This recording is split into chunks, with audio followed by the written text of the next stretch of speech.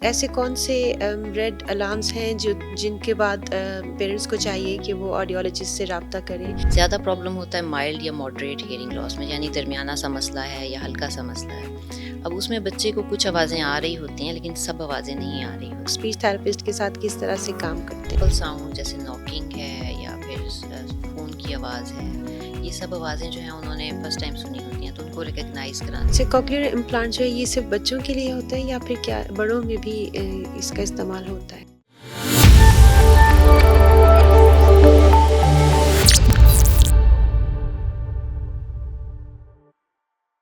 अस्सलाम वालेकुम। Beyond the stethoscope से मैं हूँ साइमा जब्बार और शिफा इंटरनेशनल हॉस्पिटल के प्लेटफॉर्म से आप ये पॉडकास्ट देख रहे हैं। व्यूअर्स, अल्लाह ताला की दी गई तमाम नेमतों में से 5 हिस्सों में सुनना, सुनाई देना, आवाज़ का सुनाई देना भी एक बहुत इम्पॉर्टेंट हिस्सा है। लेकिन समटाइम्स किसी भी वजह से इंसान की इस हिस्स में कोई प्रॉब्लम आ सकती है, सुनने में कुछ प्रॉब्लम आ सकती है, ऑडियोलॉजी से रिलेटेड कुछ प्रॉब्लम्स फेस करने पड़ सकते हैं जो कि पैदाइशी भी हो सकते हैं और वक्त के साथ साथ उम्र के साथ साथ भी डेवलप हो सकते हैं या किसी हादसे की सूरत में भी हो सकते हैं। आवाज़ से रिलेटेड, सुनने के मसाइल से रिलेटेड जो भी इश्यूज़ हैं उसके ऊपर बात करने के लिए आज हमने इनवाइट किया है डॉक्टर उमामा शाहिद को, जो कि शिफा इंटरनेशनल हॉस्पिटल में कंसल्टेंट ऑडियोलॉजिस्ट हैं। आज हम उनसे डिटेल में बात करेंगे कि आम तौर पर कौन से मसाइल होते हैं जो कि सुनने से रिलेटेड होते हैं और उनका इलाज किस तरह मुमकिन है और क्या उनसे बचना भी मुमकिन है और इनकी तशख़ीस कैसे होती है। तो आइए बातचीत का आगाज़ करते हैं। अस्सलाम वालेकुम डॉक्टर साहिबा, कैसी हैं आप? वालेकुम ठीक हैं? अस्सलाम। जी, अल्हम्दुलिल्लाह बिल्कुल ठीक। अच्छा डॉक्टर साहिबा, ये बताइए कि ऑडियोलॉजी की फ़ील्ड क्या है और आप अपने प्रोफ़ेशनल एक्सपीरियंस के बारे में, अपनी ट्रेनिंग के बारे में बताइएगा कि अभी तक आपने कौन-सी ट्रेनिंग्स हासिल की हैं इस फ़ील्ड में? मैंने एमबीबीएस अल्लामा इकबाल मेडिकल कॉलेज से किया था। उसके बाद यूनिवर्सिटी ऑफ मैनचेस्टर से मैंने एमएससी ऑडियोलॉजी में की और एडल्ट ऑडियोलॉजी की ट्रेनिंग मैंने इंट्री यूनिवर्सिटी हॉस्पिटल लिवरपूल से ली है और पीडियाट्रिक्स जो है वो मैंने ऑल्डर है चिल्ड्रंस हॉस्पिटल लिवरपूल में ऑडियोलॉजी की ट्रेनिंग वहाँ से की थी। राइट। और इसमें ऑडियोलॉजी में बेसिकली हेयरिंग से रिलेटेड हेयरिंग और बैलेंस, ये 2 चीज़ें हम देखते हैं। हेयरिंग से रिलेटेड जो भी प्रॉब्लम्स होते हैं बच्चों में, बड़ों में, उनको उनकी तशख़ीस करना और फिर उसका इलाज करना। ये हम लोग इस चीज़ को देखते हैं। राइट। अच्छा डॉक्टर साहबा, ये बताइए क्या कि ईएनटी के बाकी मसाइल से ऑडियोलॉजी जो है ये शोबा किस तरह से मुख्तलिफ है और किस तरह से स्पेशलाइज्ड है? जो ईएनटी है ये एक सर्जिकल फील्ड है। इसमें ईयर, नोज़ और थ्रोट के जो प्रॉब्लम्स होते हैं उनको सर्जिकली ट्रीट किया जाता है। ऑडियोलॉजी ईएनटी के साथ ही कोलैबोरेशन होती है, इकट्ठे काम करते हैं, लेकिन हम लोग हियरिंग पे फ़ोकस होता है और सुनाई या समात के जो मसाइल हैं उनकी तशख़ीस और उनका इलाज हम लोग करते हैं। लेकिन अगर कोई ऐसी चीज़ हो जिसमें सर्जिकल इंटरवेंशन की ज़रूरत हो तो फिर वो हम ईएनटी को साथ में लेकर चलते हैं। डॉक्टर साहबा, ये बताइएगा कि ऑडियोलॉजी का शोबा सेलेक्ट करने के पीछे कोई इंस्पिरेशन थी, क्या कोई मोटिवेशन थी जो आप इस शोबे में आई? जी बिल्कुल, इसमें बच्चों में जो हेयरिंग से रिलेटेड इश्यूज़ हैं, उनका अर्ली डायग्नोसिस बहुत ज़रूरी है। अगर हम अर्ली डायग्नोस ना करें, तो बाद में ट्रीटमेंट का कुछ ख़ास फ़ायदा नहीं रह जाता है।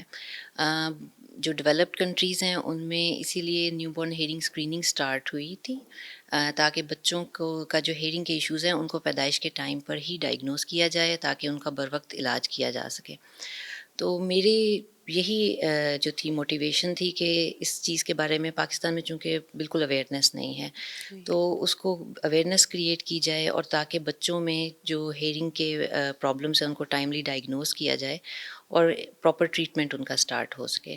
क्योंकि डिलेड जब होता है डिलेड ट्रीटमेंट जो है उसकी वजह से बहुत से प्रॉब्लम्स बाद में लेटर ऑन उनको लाइफ में फेस करने पड़ते हैं। राइट। अच्छा डॉक्टर साहब, आपने बताया कि पैदाइशी तौर पर अगर बच्चों में इस तरह के इश्यूज़ हों, तो आम तौर पर पेरेंट्स को ये नहीं पता चलता शुरू में जब बच्चा पैदा होता है कि बच्चे को कोई इस तरह का मसला है, बिकॉज़ वो कोई रिस्पॉन्स तो नहीं दे रहा होता हुँ। आवाज़ के ऊपर।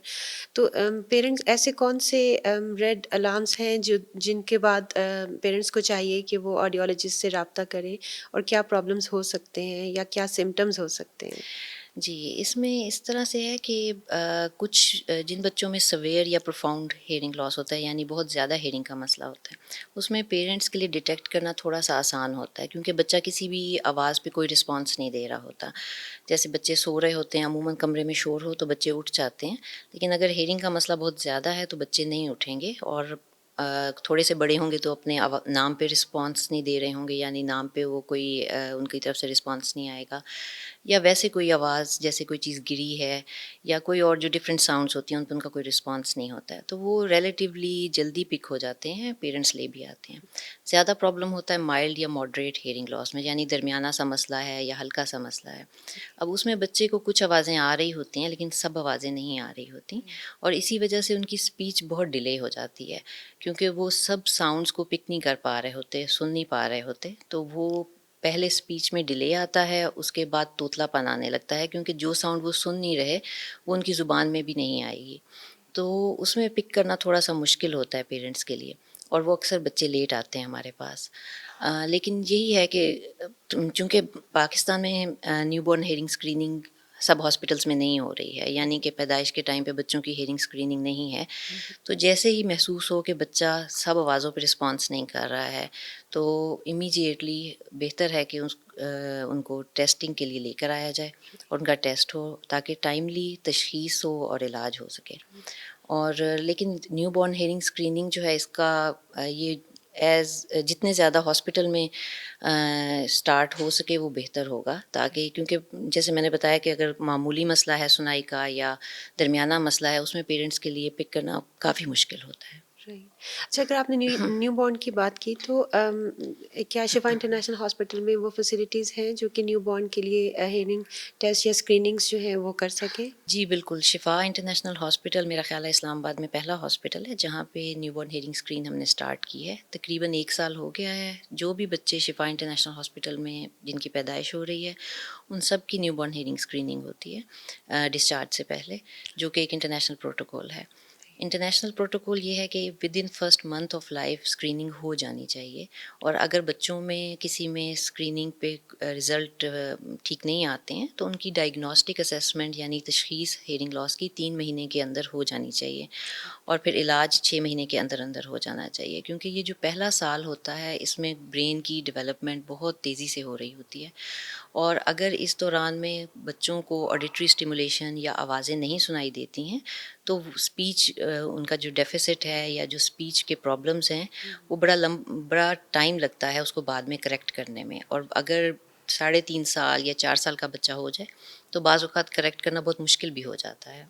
तो इसलिए शिफ़ा इंटरनेशनल हॉस्पिटल में हमारे पास हम लोग इंटरनेशनल प्रोटोकॉल के हिसाब से बिल्कुल सब बच्चों की हियरिंग स्क्रीन कर रहे हैं, और जो 2 टेस्ट होते हैं हम बच्चों में, एक टेस्ट है जो कि हम करते हैं जिन बच्चों जो वेल बेबीज़ हैं, जो मदर्स के साथ ही डिस्चार्ज हो जाते हैं, जिसको हम ऑटो एक्यूस्टिक एमिशंस कहते हैं, वो करते हैं, और जो जिन बच्चों को एनआईसीयू में स्टे करना पड़ता है 3 दिन से ज़्यादा, उनको फिर हम ऑटोमेटेड एबीआर के साथ टेस्टिंग करते हैं, ताकि जो इंटरनेशनल प्रोटोकॉल है उसको फॉलो कर रहे हैं हम। राइट।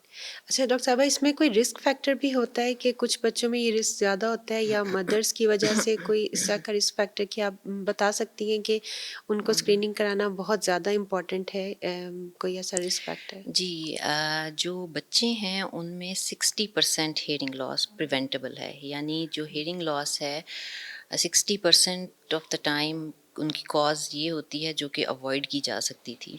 तो इसलिए ज़ाहिर है, लेकिन उसमें अब वैक्सीनेशन, क्योंकि जो इन्फेक्शंस हैं कुछ पैदाइश से पहले मैटरनल इन्फेक्शंस भी हैं, जैसे रुबेला है और साइटोमेगालोवायरस है, इस किस्म के इन्फेक्शंस हैं जो मदर में हो जाएं तो वो बच्चों में लेटर ऑन आते हैं हियरिंग लॉस के साथ। ठीक है, तो और इसी तरह बच्चों में कुछ इन्फेक्शंस हैं, मेनिंजाइटिस है, और भी मल्टीपल इन्फेक्शंस हैं जो कि हियरिंग लॉस कॉज कर सकते हैं। तो वैक्सीनेशन मदर्स की और बच्चों की, ये दोनों चीज़ें बहुत इंपॉर्टेंट हैं। उसके अलावा अच्छी मैटरनिटी सर्विसेज और एनआईसीयू का जो सर्विसेज हैं वो हों, तो बहुत सा हियरिंग लॉस हम प्रिवेंट कर सकते हैं। बच्चों में तो ये है हमारे पास कॉजेज़। अडल्ट्स में जो भी हम टीनेजर्स वगैरह में देख रहे हैं वो नॉइज़ इंड्यूस्ड हियरिंग लॉस है। हेडफ़ोन्स का इस्तेमाल बहुत ज़्यादा हो गया है, ख़ासकर कोविड के बाद से वर्क फ्रॉम होम जब से स्टार्ट हुआ है, तो बहुत ज़्यादा लोग घर से काम कर रहे हैं और बहुत ज़्यादा हेडफ़ोन्स का इस्तेमाल कर रहे हैं। कुछ लोग रिक्रिएशनल एक्टिविटीज़ के लिए भी हेडफ़ोन्स बहुत ज़्यादा इस्तेमाल करते हैं। तो अब टीनेजर्स में भी हियरिंग लॉस हम देख रहे हैं नॉइज़ इंड्यूस्ड, और वो जो हियरिंग लॉस नॉइज़ की वजह से होता है वो परमानेंट होता है, यानी कि अच्छा, हम उसको वापस रिकवर उसमें नहीं कर सकते हैं। अच्छा।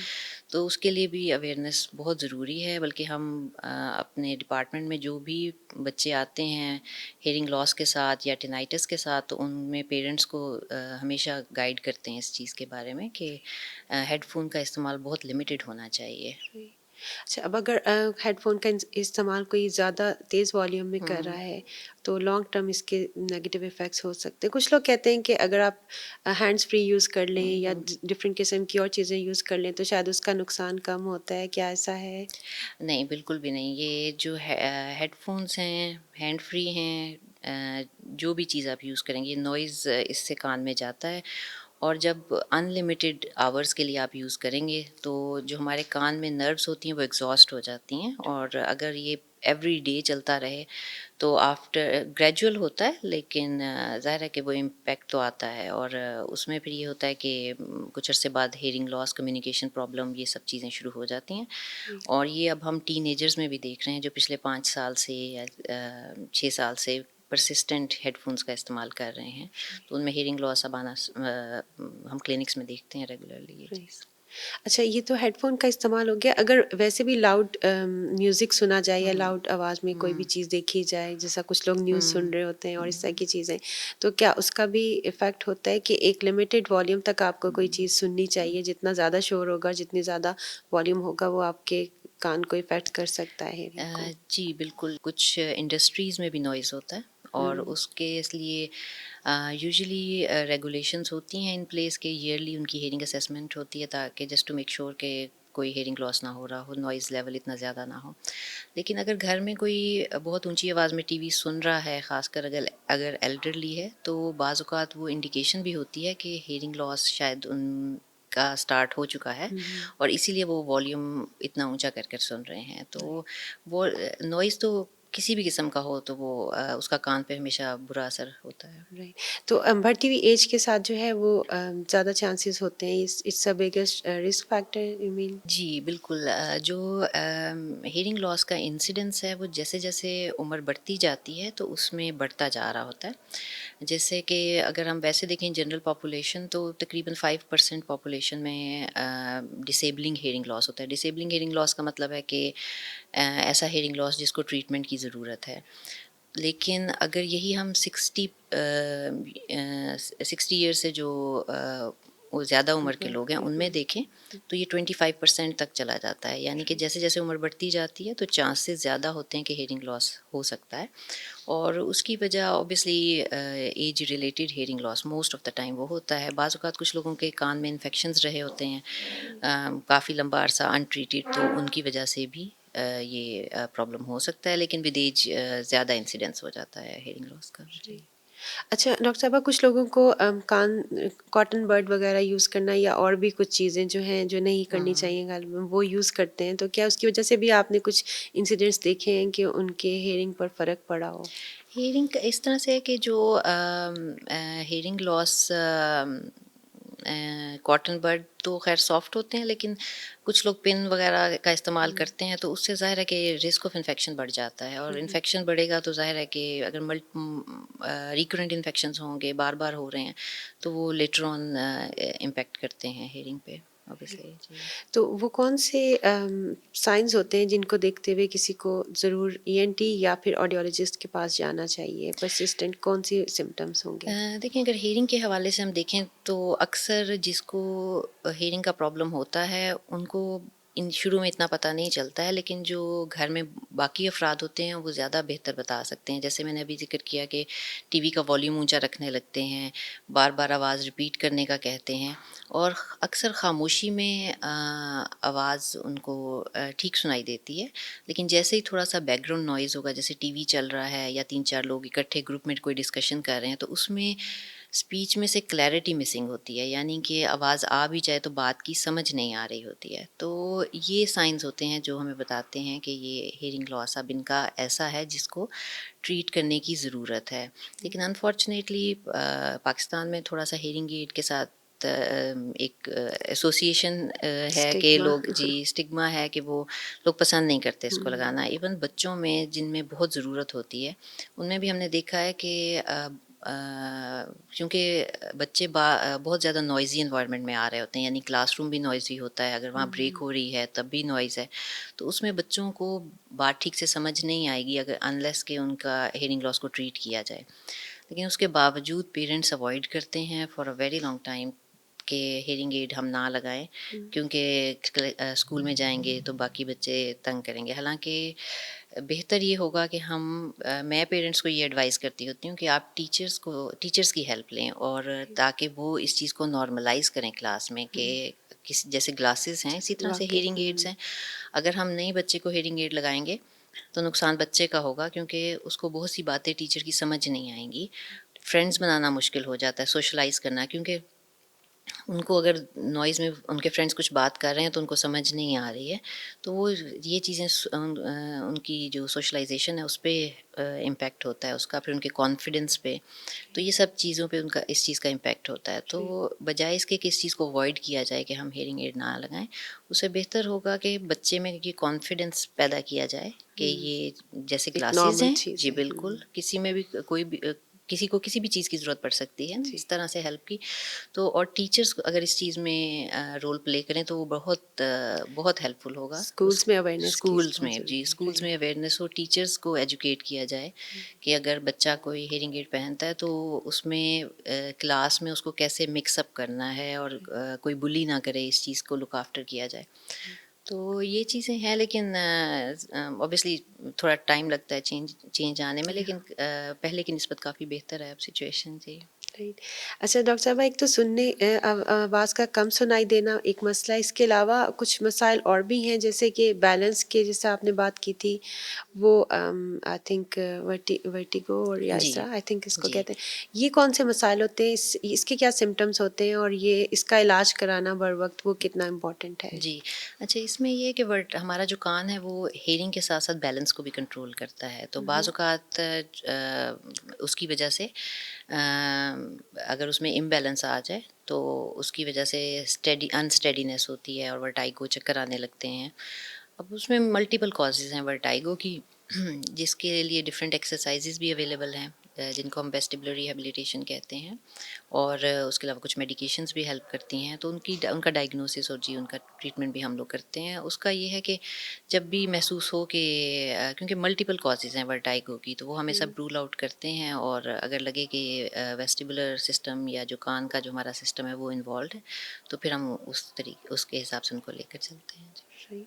अच्छा, मैंने एक चीज़ नोट की कि कुछ अर्सा अगर आप जो हैंड्स फ्री है उसको एक साइड पर यूज़ करें और एक साइड पर ना करें, so I have notice myself कि कुछ अरसे के बाद मुझे ऐसा लग रहा है कि मेरे एक कान में जो है वो प्रेशर सा हो रहा है। हुँ। सो मैंने ये छोड़ दिया कि क्या इसका भी कोई ताल्लुक है कि अगर आप दोनों कानों में नहीं यूज़ कर रहे हैं तो इससे भी बैलेंस कोई अम अफेक्ट हो सकता है?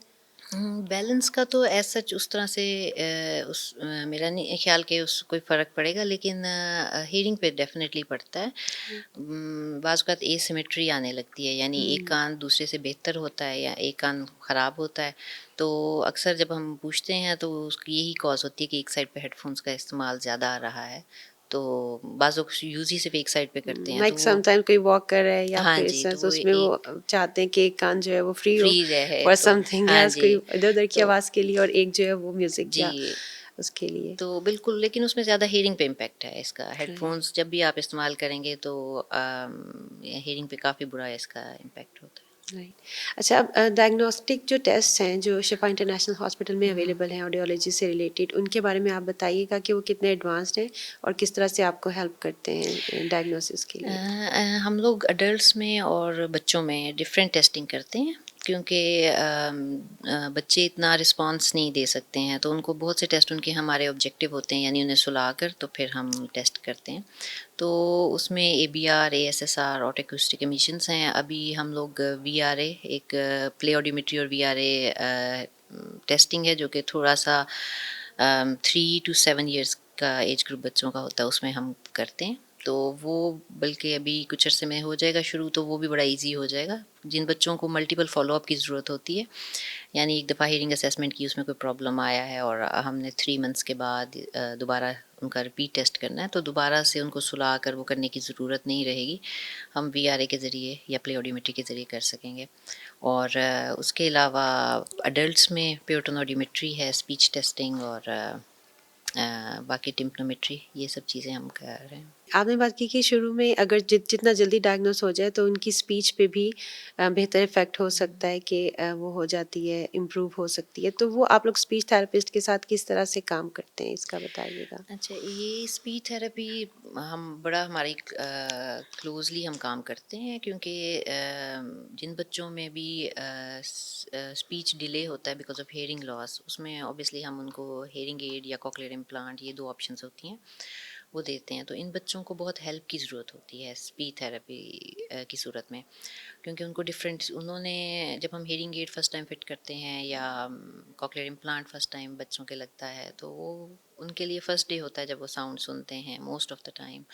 तो सिंपल साउंड जैसे नॉकिंग है या फिर फ़ोन की आवाज़ है, ये सब आवाज़ें जो हैं उन्होंने फ़र्स्ट टाइम सुनी होती हैं, तो उनको रिकग्नाइज़ कराना शुरू में ऑडिटरी वर्बल थेरेपी से स्टार्ट होता है अगर छोटे बच्चे हैं, और लेटर ऑन स्पीच थेरेपी। और फिर उनका जो फीडबैक होता है वो हमें हेल्प करता है कि हम हेयरिंग एड्स या कॉक्लियर इम्प्लांट की सेटिंग्स को एडजस्ट कर सकें। अगर फॉर एग्जांपल कोई साउंड स्पेसिफिक है जो कि वो नहीं सुन, हम नहीं उस तरह से सुन पा रहे, तो हम उसको एडजस्ट करते हैं। तो हम लोग बड़ा क्लोजली काम करते हैं स्पीच थेरेपी राइट। के साथ। अच्छा, कॉक्लियर इम्प्लांट और इसमें जो नॉर्मल हेयरिंग एड है, इसमें क्या फ़र्क है और शिफा इंटरनेशनल हॉस्पिटल में इनकी क्या सहूलियात जो हैं वो फराहम की जा रही हैं, इसका बताइएगा?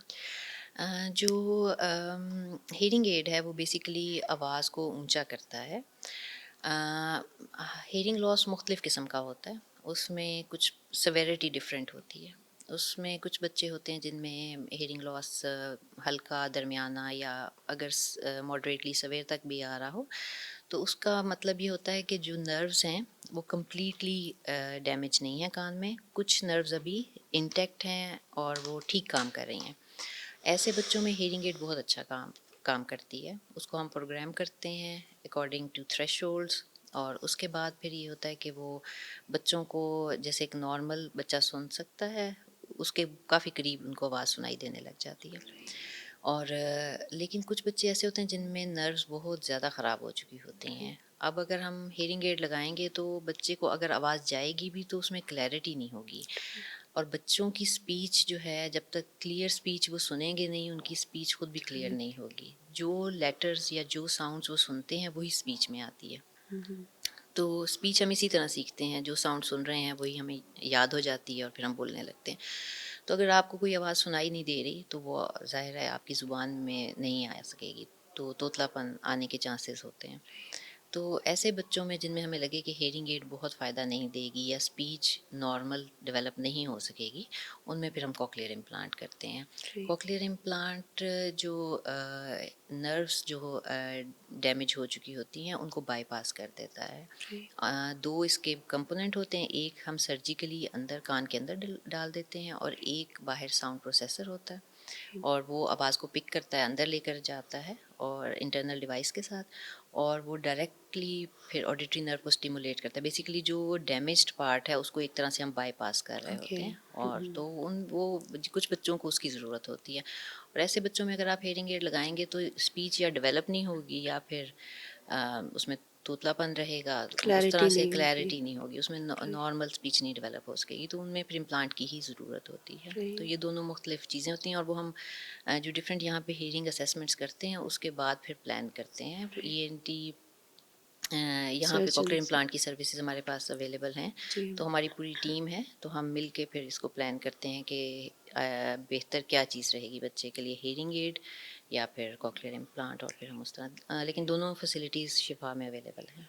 अच्छा, कॉक्लियर इम्प्लांट जो है ये सिर्फ़ बच्चों के लिए होता है या फिर क्या बड़ों में भी इसका इस्तेमाल होता है? ये दोनों में है। बच्चों में पोस्ट प्रीलिंगुअल हेयरिंग लॉस होता है अक्सर, यानी ज़ुबान अभी बनी नहीं है, बहुत ज़्यादा हेयरिंग का मसला है जो हमें लग रहा है कि हेयरिंग एड से करेक्ट नहीं हो सकता, तो उसमें फिर हम इम्प्लांट करते हैं, तो वो बच्चे शुरू ही इम्प्लांट से ही होते हैं।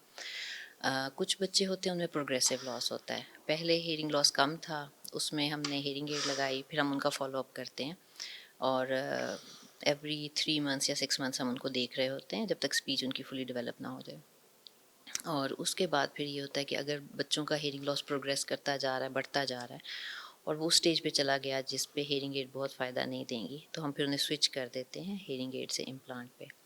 अडल्ट्स में बहुत सी कॉजेज़ हैं हेयरिंग लॉस की, और उसमें भी बिल्कुल उसी तरह अगर हमें लगे कि हेयरिंग एड से क्लैरिटी स्पीच में नहीं आएगी, तो फिर हमें इम्प्लांट की तरफ ही जाना पड़ता है। और अडल्ट्स में भी हम यहाँ पे इम्प्लांट कर चुके हैं शिफा इंटरनेशनल हॉस्पिटल में, और बड़े सक्सेसफुल हैं। जी। अच्छा, डॉक्टर साहबा, कभी-कभी किसी बीमारी की वजह से या किसी हादसे की सूरत में भी जो समाज के जो वो मसाइल पैदा हो जाते हैं, तो उसमें आम तौर पे उसका इमीडिएट आप लोग क्या इलाज वगैरह जो है वो तजवीज़ करते हैं, या कितने पेशेंट्स हैं जो कि इस तरह से आते हैं? ख़ास तौर पे आई थिंक कि जो बॉम्ब ब्लास्ट वगैरह के बाद और बहुत ऊँची कोई इस तरह का हादसा हुआ या फिर एक्सीडेंट हुआ, उसके बाद अगर लॉस हुआ हियरिंग, तो उसका क्या इलाज होता है? उसमें डिपेंड करता है कि कॉज़ क्या है। अगर तो उसको सर्जिकली करेक्ट करने की ज़रूरत बाज़ औक़ात अक्सर, अगर अनलेस कि सिर्फ नॉइज़ ट्रॉमा था, हुँ, अगर कोई रोड ट्रैफिक एक्सीडेंट था या कोई इस किस्म, उसमें सबसे पहले तो जो बेसिकली सर्जिकल करेक्शन होती है जो भी राइट। प्रॉब्लम हुआ होता है, उसके बाद फिर हम लोग देखते हैं। अगर तो हेयरिंग लॉस रिकवरेबल नहीं है, तो फिर ऑफन हेयरिंग एड्स वगैरह उसको पेशेंट को ज़रूरत होती है उसकी। जी। राइट।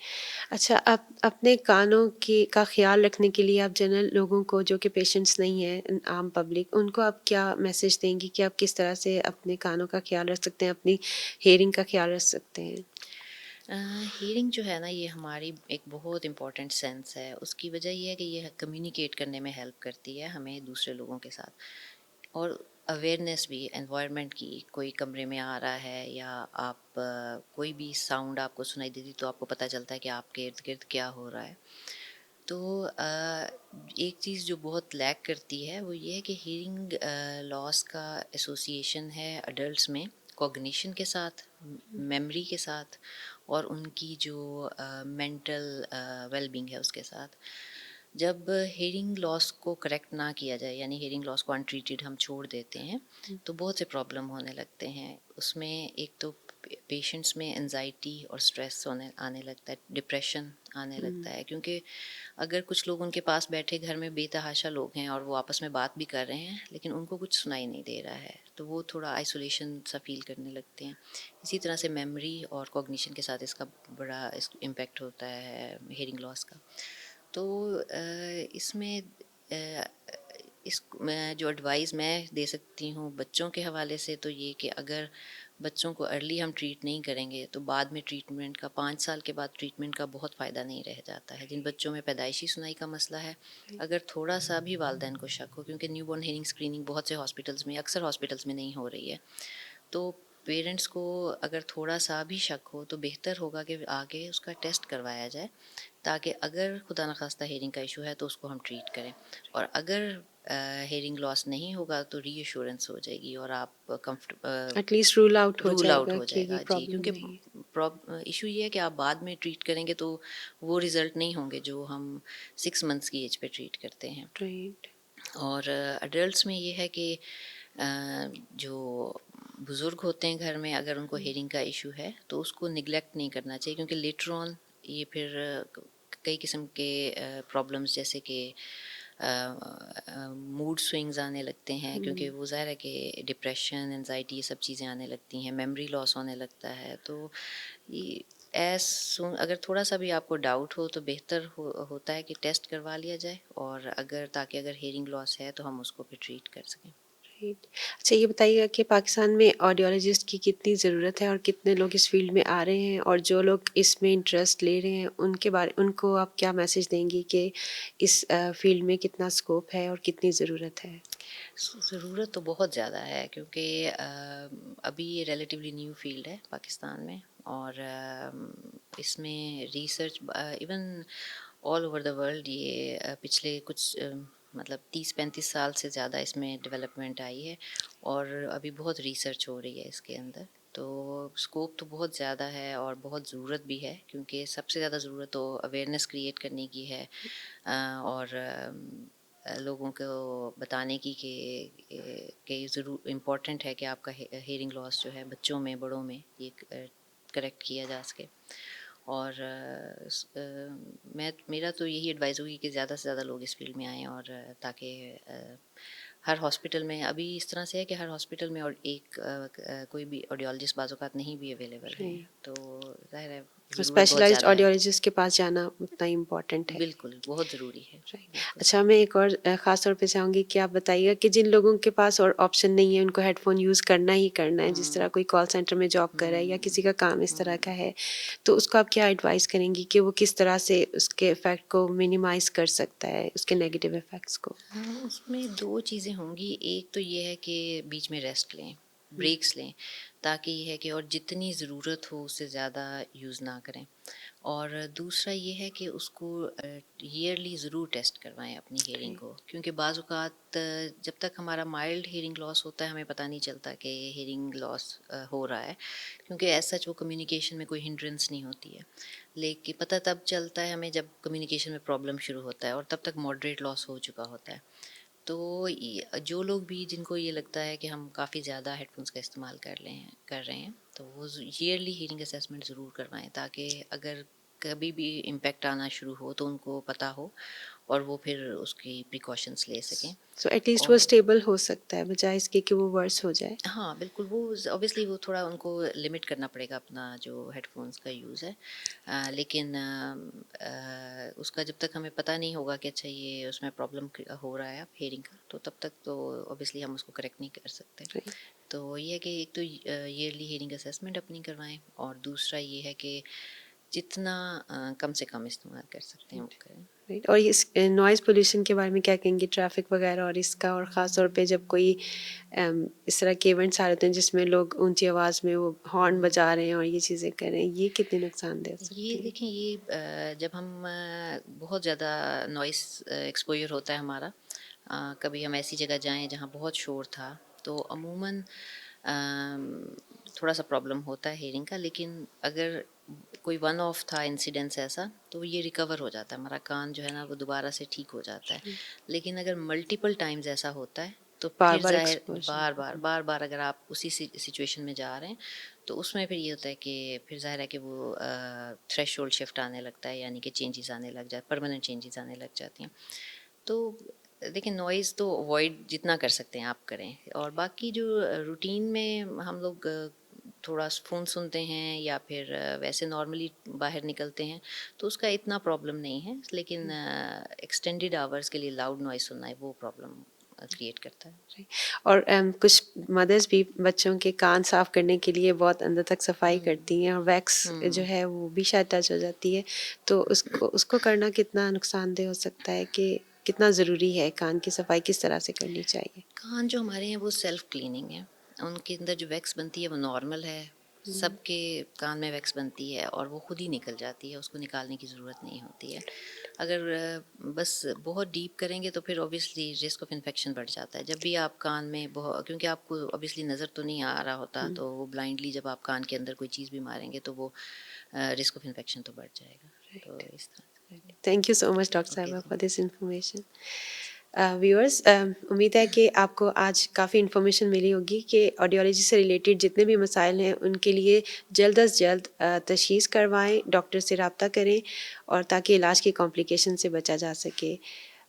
अपना फ़ीडबैक ज़रूर दीजिएगा। इजाज़त दीजिए। अल्लाह हाफ़िज़।